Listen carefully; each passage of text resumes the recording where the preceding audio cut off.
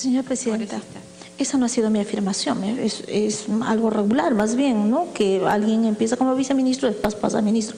La pregunta es cómo se desmarca el ex viceministro de un cargo técnico y pasa a un rol político.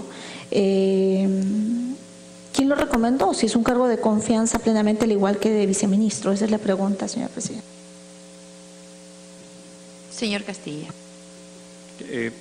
Por mantener la presidencia, ¿quién me recomendó para entender bien su pregunta y poder responderla con propiedad?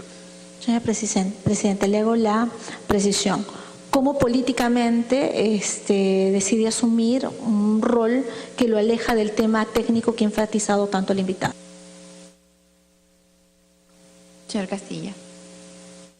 Bueno, yo creo que para un economista la culminación de su carrera como economista es conducir la economía de su país.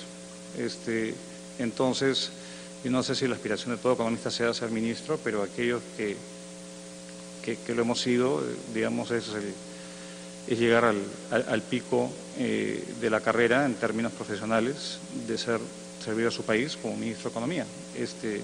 Entonces, es un aprendizaje forzoso. Y de hecho, como viceministro, yo acompañaba a los ministros con los cuales trabajé al Congreso, a la Comisión de Presupuesto, a discutir la ley de presupuesto, principalmente. Entonces ahí uno comienza a aprender en el cargo, pero no es que hay una, digamos, transformación de técnico a político. Uno se va conociendo de la cosa política a medida que va desempeñando los cargos. Señora congresista. Congresista Aramay. Gracias, Presidenta. Entonces, cuando lo invita a que sea ministro, la señora Arauz, ¿qué le ofrece en el desempeño del cargo? ¿Cómo es que lo convence a usted, un técnico con una carrera profesional importante, interesante? ¿Qué le dice? ¿Cómo es que lo convence de tener este cargo que dice usted era la cúspide en el ejercicio profesional? Señor Castilla. Presidenta, es vocación de servicio. En ese momento yo había pasado muchos años fuera del país y quería tener una experiencia en el sector público. Y yo, permítame adelantar información adicional que yo conocía a la doctora Arauz hacía mucho tiempo, cuando yo estaba en CAF. Ella dirigía un programa de investigación de competitividad cuando ella estaba en la Universidad del Pacífico. Entonces yo conocía a la doctora Arauz, así como conocía al doctor Carranza en funciones previas, siempre en el plano académico de investigación. Digamos, y hay un tema de conocer a la persona y me imagino en base a mi currículum, en base a mis conocimientos y a mi desempeño como viceministro, como asesor, fue que me dieron la oportunidad de poder servir en el Ministerio de Economía y Finanzas en los distintos cargos en los cuales me he desempeñado. Congresista Aramayo.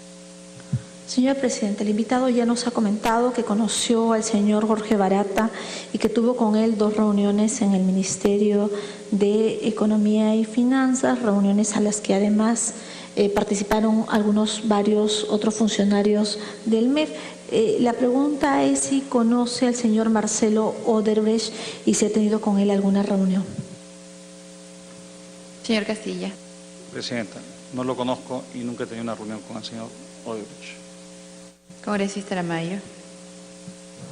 Gracias, Presidenta. ¿Por qué acepta la invitación del señor Ollanta Humala para mantenerse en el cargo? ¿Lo conocía él también por alguna afinidad académica, igual que al señor Carranza o a la señora Arauz? ¿De dónde viene? ¿Quizás por afinidad política? Señor Castillo. No había ninguna afinidad política, como es conocido públicamente. Yo fui invitado, digamos, y conocí al presidente Humala cuando era presidente electo en el marco del proceso de transferencia de cargo. y me ofreció la oportunidad de servir y la tomé. Nunca pensé que iba a dar tanto tiempo en el cargo, pero digamos, yo viví muchos años fuera del país y yo quería trabajar y servir en el Estado peruano, y así lo hice. Pero no es que hubo una relación previa, yo no conocía nada y tampoco, como es por público conocimiento, digamos, había una convergencia, digamos, programática. O sea, yo veo un economista bastante neoliberal, por llamarle, digamos, y ortodoxo, y me ofrecieron la oportunidad y la tomé en su momento. Congresista Aramayo. Si pudiera hacer una cronología, el invitado de cuánto tiempo estuvo en el Ministerio de Economía y Finanzas, cuánto, en qué gestión, cuánto de viceministro, le podemos agradecer, señora presidenta. Para que precise el cronograma, cuando lo hizo, es cierto que lo ha hecho al inicio de su exposición, pero le rogaría que en esta oportunidad responda a la congresista Aramayo. ¿Cómo no? Yo ingreso al Ministerio de Economía y Finanzas como jefe de gabinete de asesores en octubre de 2009. Luego paso a desempeñar el cargo de viceministro de Hacienda en la gestión de la doctora Mercedes Arauz. Eso fue en enero del 2010. De enero del 2010 a diciembre del 2010, si no me equivoco. Y luego me ratifica en el cargo el ingeniero Benavides de diciembre del 2010 hasta julio del 2011.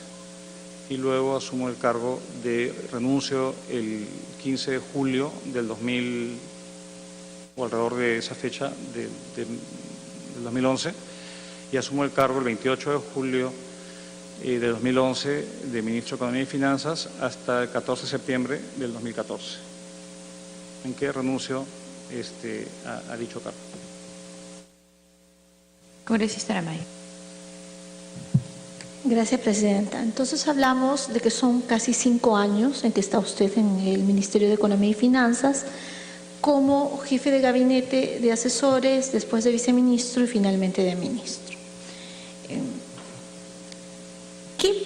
¿Qué parte, señora presidenta, del proyecto de plan de gobierno del candidato Ollanta Humala le atrajo? Porque entre un modelo económico y el otro modelo económico hay brechas diametralmente distintas, pasando por la gran transformación, la hoja de ruta.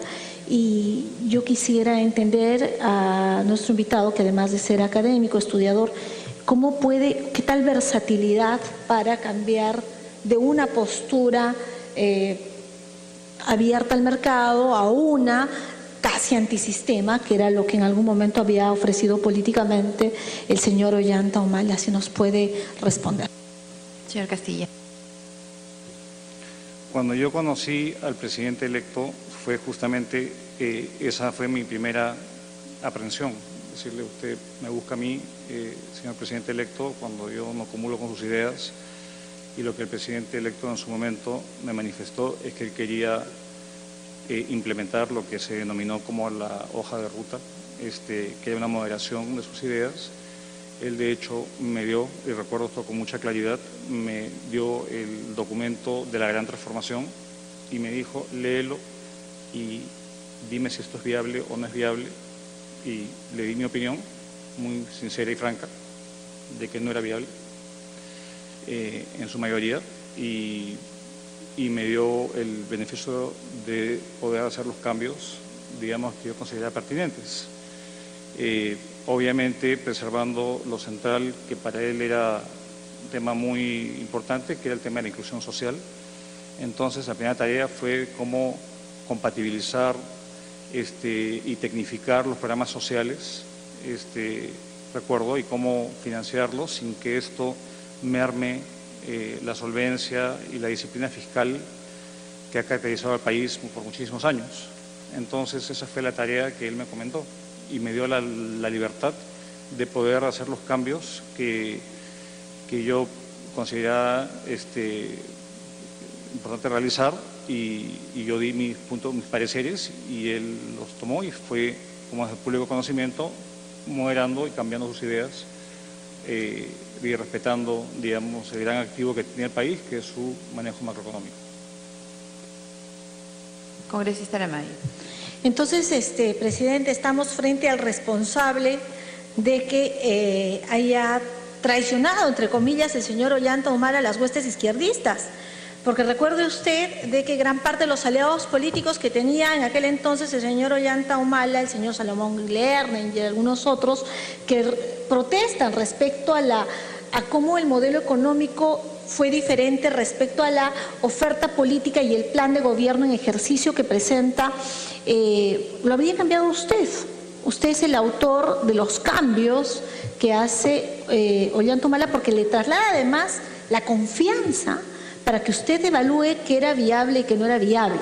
¿Se siente usted responsable de ese cambio en el modelo económico y la claudicación y renuncia de algunos aliados políticos que tenía en aquel entonces el presidente Ollanta Humala? A través suyo, presidente. Señor Castilla.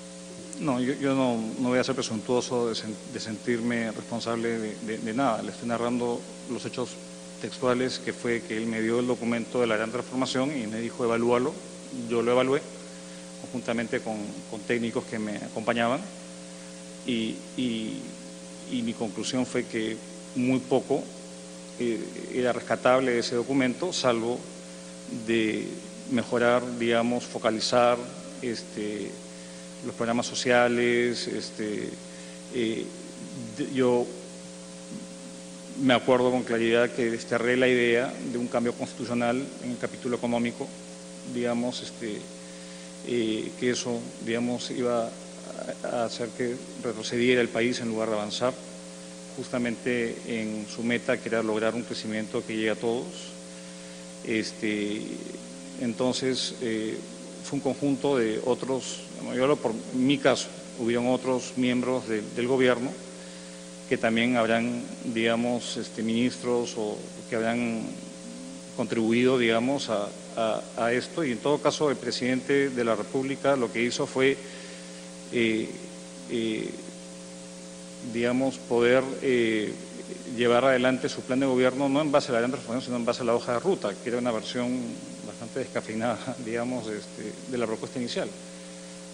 Y decidió convocar a un técnico que podía implementar con realismo sus propuestas, y aquellas que no tenían sentido dejarlas de lado. Entonces, yo contribuí a eso, pero de ahí a sentirme el dueño de la conversión, no, en absoluto. No. Congresista Aramay. Gracias, presidenta. Yo percibo satisfacción de nuestro invitado cuando invitó, ¿no?, a un técnico que le permitiera cambiar la propuesta económica, político-económica del señor Ollanta Humala, y eso lo hice yo y eso contribuí. Y bueno, queda evidenciado que el señor Ollanta Humala vendió una propuesta inviable económicamente al país. En ese documento que le dio Ollanta Humala estaba el gasoducto sur peruano como parte de la política integradora, un corredor económico viable, un proyecto importante a nuestro invitado. Señor Castillo. A ver, era un documento bastante voluminoso. Creo que el autor principal fue el señor Félix Jiménez, si mal no recuerdo, y era un conjunto de documentos, era, digamos, un tomo bastante grande, y creo que una de las propuestas era de la masificación del gas, si mal no recuerdo, y era de hacer mucho más accesible, digamos, el precio del gas. Eso es lo que yo recuerdo, más que del gasoducto per se. De eso no tengo memoria, pero lo que sí me acuerdo era, digamos, del deseo de poder reducir los costos del gas para favorecer a las poblaciones menos favorecidas. De eso sí recuerdo, pero habían muchas cosas, y siempre en estos planes de gobierno son bastante voluminosos y son, digamos, todavía a un cierto nivel de altura y no aterrizan.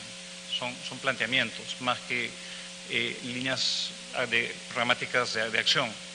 Entonces, eso es lo que yo recuerdo. No recuerdo que en ese plan, y puedo faltar a mi memoria, porque de hecho no había mención del gasoducto que yo recuerde, pero sí una preocupación de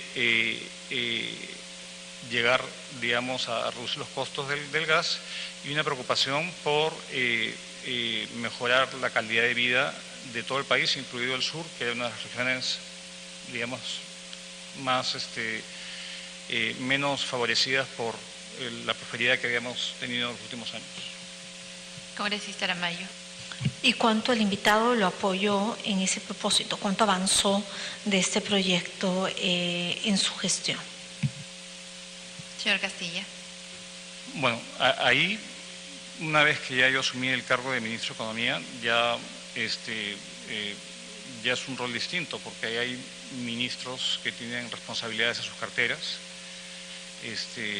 y desde mi posición, con respecto a los temas de energía, era mediante los proyectos de asociación público-privada que pudieran haber habido,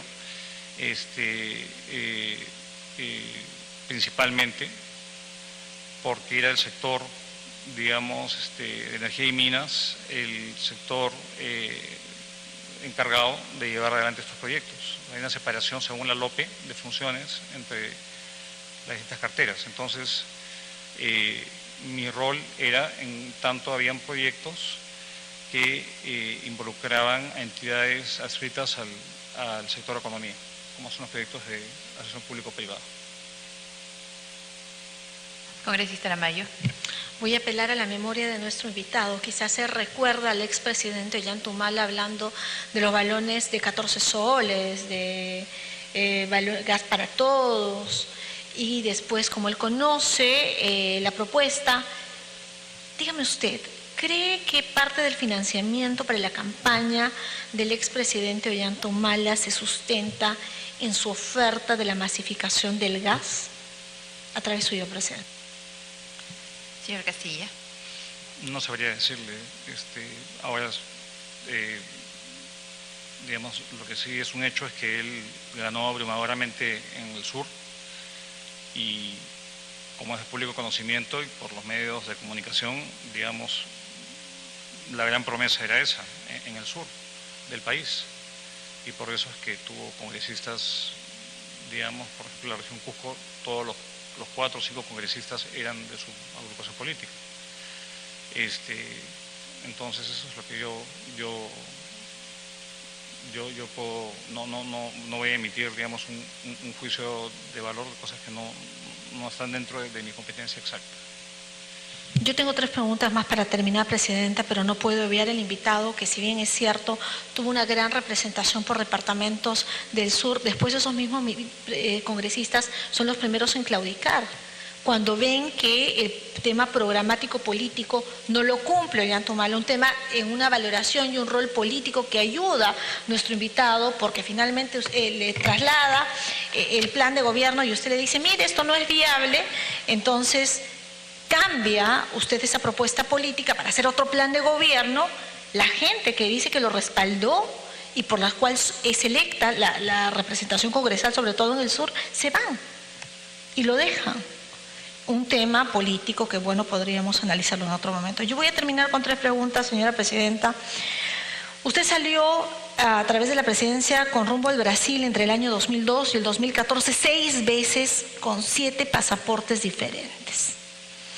El pasaporte 5860-441, el pasaporte DO 01737, el pasaporte 4338-488, el pasaporte 3921-447, el pasaporte PC 43443, el pasaporte NNN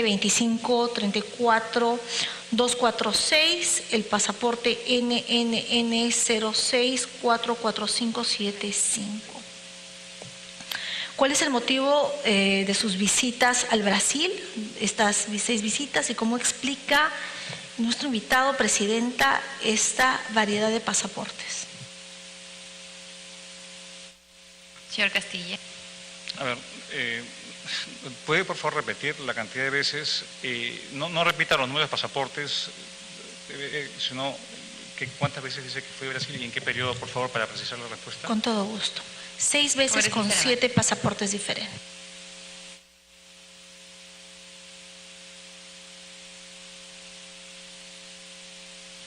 Señor Castillo.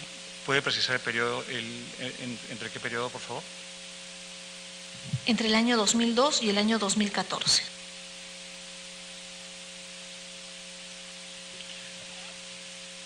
No, Presidenta. Mi hermano vive en Brasil. Vive en Brasil, radica en Brasil hace mucho tiempo. Él se dedica a temas tecnología y otros. Tengo 4 sobrinos y él radica en Sao Paulo hace muchos años y he ido en visitas familiares a visitarlo, a él en varias ocasiones. También he ido a reuniones, digamos, de trabajo académicas cuando me desempeñaba con CAF. La única reunión que yo fui a Brasil como funcionario oficial fue durante la Asamblea Anual del Banco Interamericano de Desarrollo en el año 2011 en la ciudad de Bahía. Esa fue la única vez que yo asistí a Brasil, digamos, como cargo de gobierno. Los pasaportes que usted menciona, a ver, yo tenía mis pasaportes normales como un ciudadano normal, pero también tenía un pasaporte especial que me daba